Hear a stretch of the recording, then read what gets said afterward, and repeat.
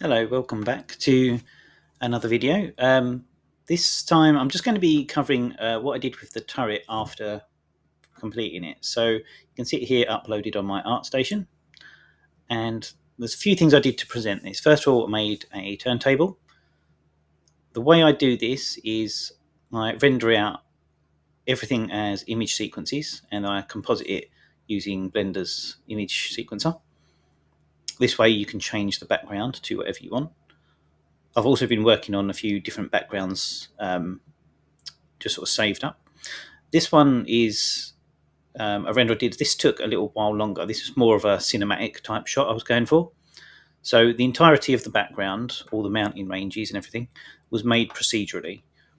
And there's two different ways of doing this. You can either do it yourself, or Blender does have a thing called the ANT landscape add-on, and it's built into Blender, and you can use that to basically make stuff like this.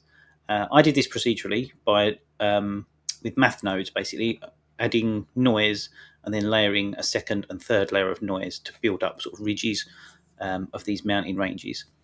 I then used procedural texturing to add sand to the tops and a different material to the sort of rocky mountainous terrain.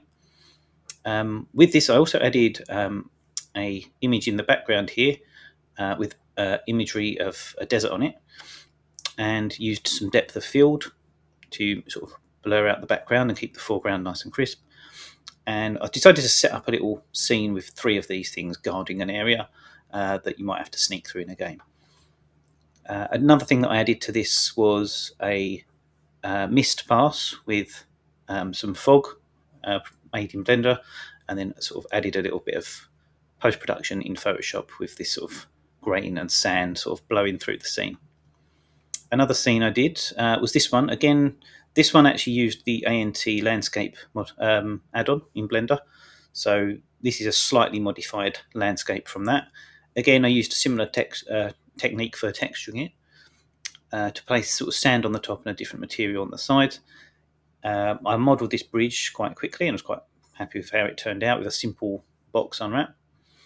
And then within Photoshop, I rendered out the video and added in a noise modifier in the camera's position so that as it moves along, it sort of looks like it bobs up and down slightly. It's a technique I got from, I think it was Ryan King. And then within Photoshop, I made this little overlay to make it kind of look like a drone screen. So if I just hit the play on the video here, this is on my YouTube channel, but it's hidden, so you can only see it on my Artstation. And you can see there's like a little target on the screen there, and it's just like a drone flying past this. Like in a game, if you had access to drones to scout something out, you could use that. I lit it with Blender default sunlight system. Decided not to use HDRIs because you're not close enough to really see reflections in anything anyway. Little splash screen I made, and then uploaded several renders. And something new that I've started doing, or need to do more of, sorry, is work in progress breakdowns of how I made the whole thing. So you can see here, obviously this was for YouTube, so you've seen the whole thing anyway. But it's good to have this in your portfolio to show how you made it, how you used reference. And this is just a breakdown of some of the stages, the entire shader tree there, the big complicated mess of nodes that we made. And then finally there's Sketchfab model viewer. Once the textures load, and then people can go on this and they can look all around the model. And the nice thing with this is it's very nicely lit. For Sketchfab, it can take a while to set up decent lighting in Sketchfab, but this one's come out quite well. You can see even there, you can see the material separation between the body and the ammo drum. Certain angles look nicer than others. I like the fact that obviously we modelled in the actual insides of the barrels there, so you can actually see it a little bit more realistic. And yeah, just quite happy with how that whole piece turned out. Textures look really nice at certain angles. Yeah, so that's just a few little things I finished up with for presenting it. Also wrote a little write up here of why I created it and information about the purposes and where it might be used. Go back to my my Artstation portfolio. I've also been sort of updating this of recent. I had this bookcase model on my portfolio. Where is it? This one.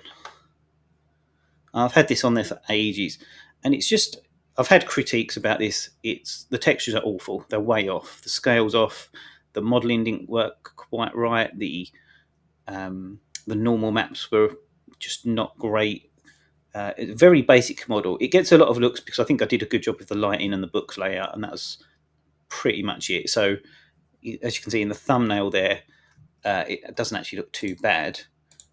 But I wanted to redo it and update it a bit to make it look much more professional.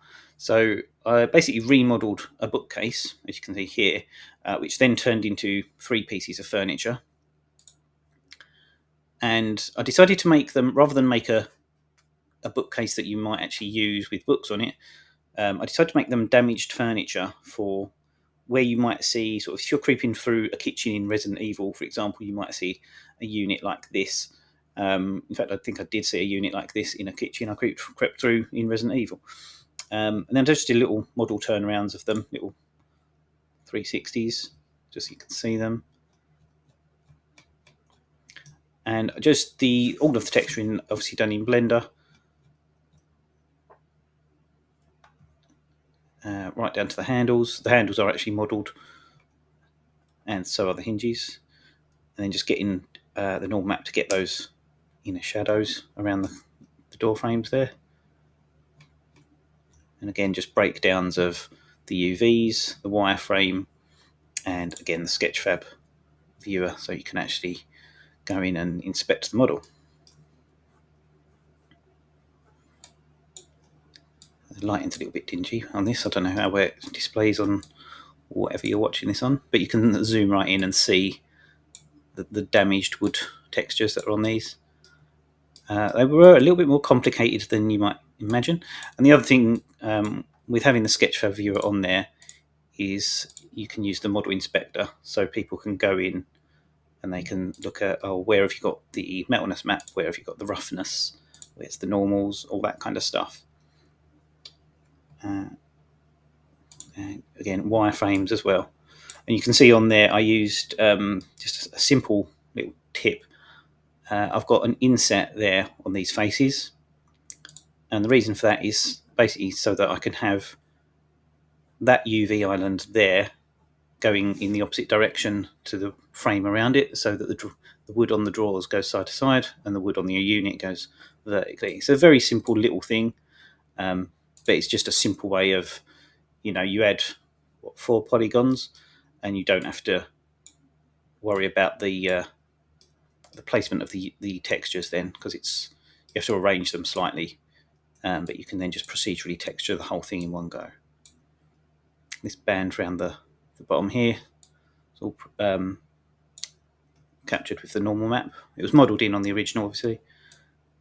And yeah, I really liked the way this turned out with the bevels. It looks a lot more intricate and a lot more detailed than the original one. I think you can get away with a lot more geometry now than you used to be able to. So yeah, that's just a little update on some of the things I've been doing for my portfolio.